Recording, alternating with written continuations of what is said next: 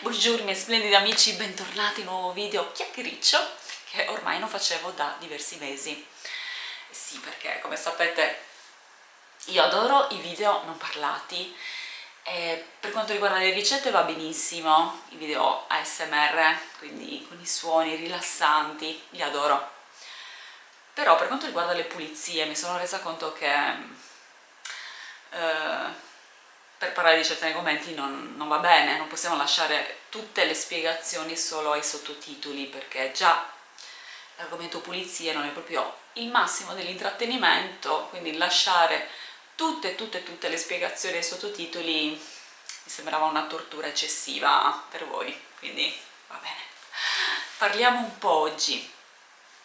Oggi vi volevo parlare di un trend che sta andando molto bene in questo periodo, che mi è piaciuto tantissimo, che vorrei discutere insieme a voi, che sono le cose che fanno sembrare sporca la nostra casa, anche subito dopo le pulizie, anche subito dopo averla riordinata. Perché dopo aver fatto le pulizie, soprattutto quelle settimanali, per alcuni giorni dovremmo avere la sensazione di benessere, quella sensazione di pulito, di ordine, che invece spesso non abbiamo, e ho analizzato quali possono essere i problemi principali. Ne ho individuato non uno, non due, ma 12. Vabbè, giusto per intrattenervi un pochino. Bene, allora sedetevi, prendetevi un bel tè nel frattempo, rilassatevi e parliamo di queste cose che fanno sembrare sporca la nostra casa. Numero 1, la più importante, il disordine. Sì, il disordine. Io non vedo differenza tra sporcizia e disordine. Secondo me fanno parte di un unico problema, perché anche il disordine è una forma di sporcizia, una sporcizia visiva, però sempre sporcizia, che ci dà quella sensazione negativa di sporcizia, appunto. Quindi non vi dirò di buttare il più possibile le cose, perché già sentite questi consigli tutti i giorni. Per risolvere questo problema cosa possiamo fare? Beh, innanzitutto eliminare il superfluo. Non vi dico di diventare dei minimalisti, però trovare il giusto equilibrio sì, perché le nostre case sono strapiene di roba che continuiamo a portare, cose nuove in continuazione. Quindi dobbiamo prenderci del tempo, lo decidiamo noi ogni quanto, può essere una volta ogni 2 settimane, una volta al mese, una volta all'anno, e facciamo questo: apriamo una credenza, apriamo un cassetto, apriamo l'armadio e tiriamo fuori le cose che sono rotte, che non mettiamo, che non ci piacciono. Non buttiamole se sono in perfette condizioni, quindi che possono essere riutilizzate, regaliamole o vendiamole se abbiamo tempo di dedicarci a questo. Io faccio così: tengo una scatola vuota che ogni tanto riempio con qualche cosina, anche delle cose che posso ricevere in omaggio, delle cose che mi regalano che non mi piacciono, o delle cose che non uso più. Può essere un libro che ho letto, può essere una piccola cosa, anche un segnalibro, o dei campioncini, o un paio di scarpe che sono nuove che però mi fanno leggermente male, un paio di jeans che tanto non metto perché ne ho preso un altro paio che mi piace di più, e le impacchetto molto bene, come se le stessi vendendo, come se fossero nuove proprio. Quindi chiudo la scatola e la persona che lo riceve non sa quello che c'è dentro, quindi c'è anche una sorta di sorpresa, divertimento, vabbè. È una cosa molto carina che io faccio e volevo dirvela. Numero 2, le pareti. Eh sì, perché le pareti vengono sempre trascurate, perché pensiamo che sia una cosa estremamente faticosa doverle pulire, e invece non è così. Quindi la buona notizia è questa: puliamo le nostre pareti perché è molto semplice. Prendiamo un panno di microfibra, lo bagniamo leggermente con una soluzione di acqua e sapone neutro o un detergente multiuso che non ha bisogno di risciacquo, quindi lo strizziamo bene e lo passiamo magari con un palo Swiffer o con un altro mop, e lo passiamo velocemente su tutte le pareti. È una cosa molto facile da fare, la possiamo fare anche ogni 3-4 mesi se in casa non ci sono dei fumatori. Mentre puliamo, stiamo attenti, quindi guardiamoci intorno e vediamo se ci sono delle macchioline. Quelle possono essere facilmente rimosse con una spugna e del bicarbonato e detersivo. Numero 3, finestre. Sì, le finestre sono la prima cosa che ci dà la sensazione di pulito, di luminosità in una casa, le dobbiamo pulire. Vado a prendere una cosa. A questo io ho dedicato un video ed è la lana di acciaio, la numero 0000, 4 volte 0, è un codice che riporta nell'etichetta.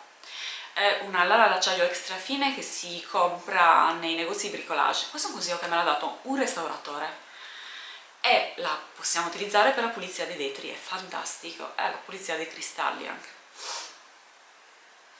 È ottima, quindi ne prendiamo un pezzo, spruzziamo il nostro detergente o il sapone sul vetro e pulisce, che è una meraviglia. Soprattutto i vetri esterni quando sono molto incrostati, con questo viene via senza fatica.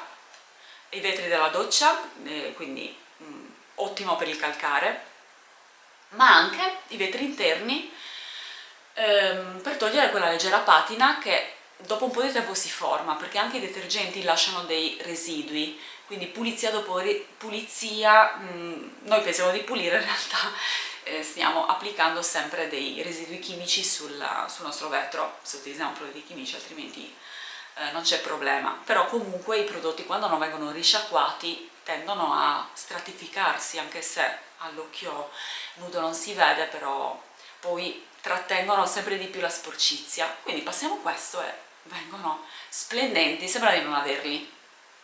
Quindi lana d'acciaio, ottimo consiglio. Numero 4 è sicuramente la muffa.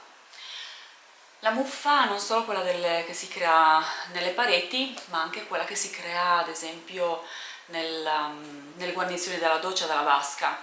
Quindi in quel caso dobbiamo cambiare la guarnizione, se si può togliere la possiamo pulire con acqua e candeggina oppure la dobbiamo sostituire. E lo stesso per quanto riguarda anche il silicone, sono proprio quelle cose che danno la sensazione di sporco anche subito dopo aver pulito. Sempre rimanendo nell'ambito delle zone che riusciamo a raggiungere meno durante la pulizia, è quella del battiscopa. La polvere si accumula tantissimo sul battiscopa, quindi cerchiamo di non dimenticarcelo. Quindi dopo le pulizie facciamo semplicemente un esercizio, ci abbassiamo, quindi cambiamo prospettiva visiva, ci abbassiamo e ci guardiamo intorno. Scopriremo che ci sono tante zone che non abbiamo pulito e che ci daranno appunto quella sensazione di sporco che vogliamo evitare. Credo di essere arrivata al numero 6 se non sbaglio. Mi sono preparata, ce l'ho qua.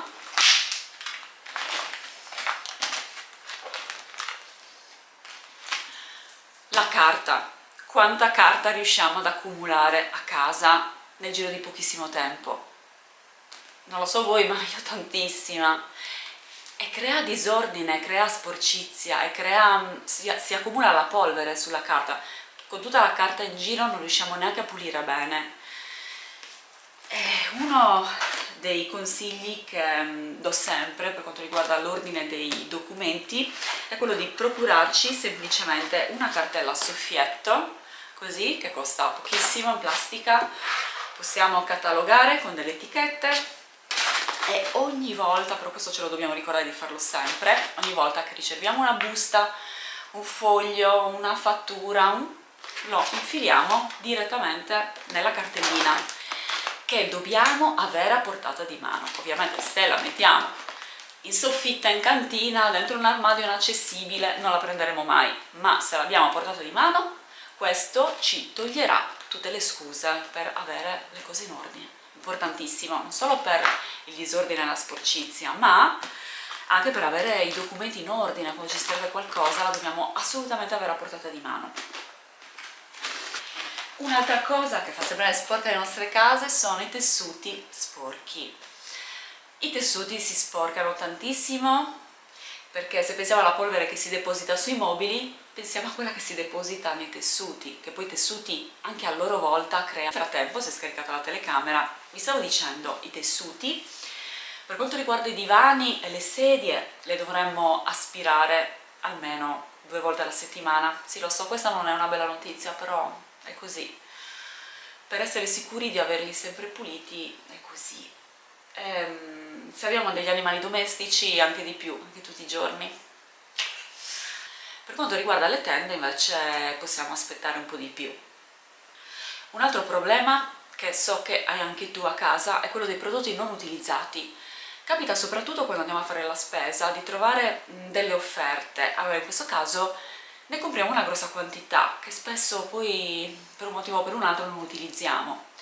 A me personalmente mi capita spesso di farlo per quanto riguarda la dispensa o per quanto riguarda i prodotti beauty, shampoo, bagnoschiuma. Anche in questo caso è inutile accumularli se siamo sicuri di non utilizzarli, e quindi la cosa migliore è quella di regalarli.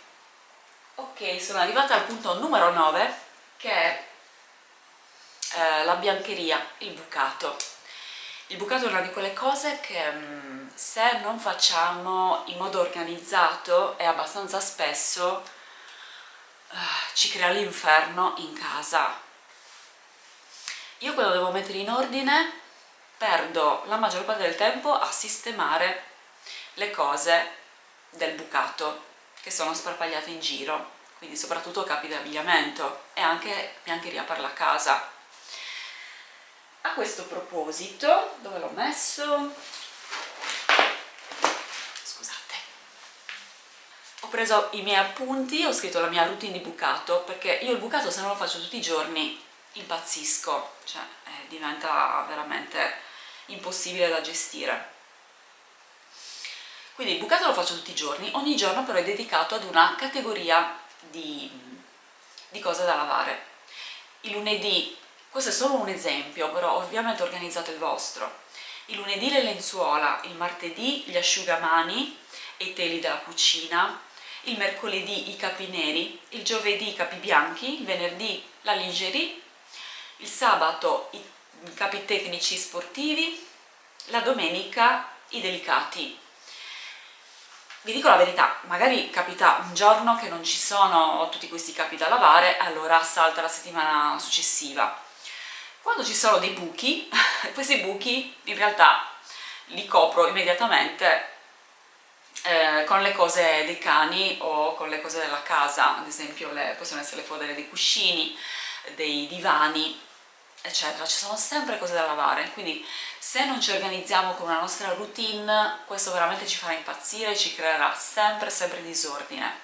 Poi ovviamente dal punto di vista del risparmio energetico cerchiamo di utilizzare dei lavaggi a temperatura fredda o massimo 30 gradi, e lavaggi anche veloci, quindi se laviamo spesso laviamo anche in modo più ecologico.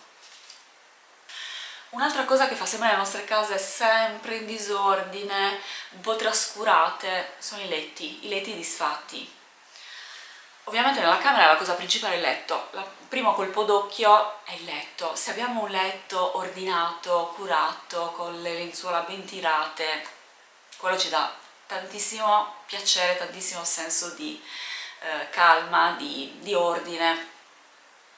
Quindi appunto inseriamolo nella nostra routine giornaliera. La mattina apriamo le finestre, arieggiamo, solleviamo le lenzuola, le facciamo respirare e poi le tiriamo bene. La cosa migliore sarebbe sbatterle o passare un aspirapolvere. Se questo non è possibile, dopo aver arieggiato bene la stanza, le chiudiamo, le tiriamo bene. Un trucchetto per tendere bene le lenzuola, quindi togliere tutte quelle pieghette che si formano, è quello di spruzzare leggermente, quindi leggermente inumidito il lenzuolo di sopra con acqua e ammorbidente, quindi una soluzione di metà acqua e metà ammorbidente. Lo tiriamo bene con le mani e sarà super in ordine. Oppure, perché no, ci passiamo un attimo il ferro, nessuno ce lo impedisce, facciamo quello che ci fa star bene. Io vi sto semplicemente consigliando ciò che dà a colpo d'occhio una sensazione di ordine.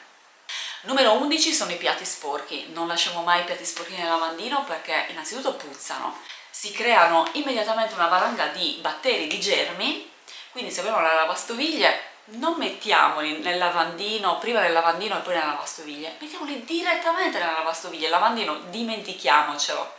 Se invece non abbiamo la lavastoviglie, prepariamo una bacinella piena di acqua e detersivo e mettiamo dentro i nostri piatti, così almeno eliminiamo subito tutte le incrostazioni e non avremo i cattivi odori. Gli scaffali è una di quelle cose che o sono molto belli, quindi arredano, oppure no, quindi meglio evitare. Per quanto riguarda i libri, li teniamo belli ordinati, o verticalmente o orizzontalmente. Per quanto riguarda gli oggetti piccoli, evitiamoli, oppure li raggruppiamo a 2 o a 3. L'ideale sarebbe avere pochi oggetti importanti e metterli da soli in bella vista, in modo magari simmetrico.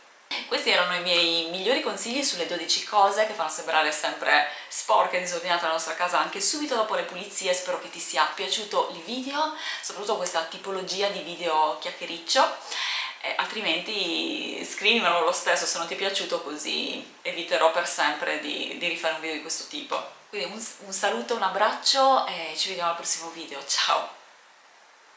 Una cosa che mi dimentico sempre di dirvi è che ho un profilo anche su Instagram e su Facebook, quindi seguitemi anche lì e mandatemi anche un messaggio in privato se avete bisogno di un consiglio, mi fa piacere, o semplicemente un saluto. Un bacione!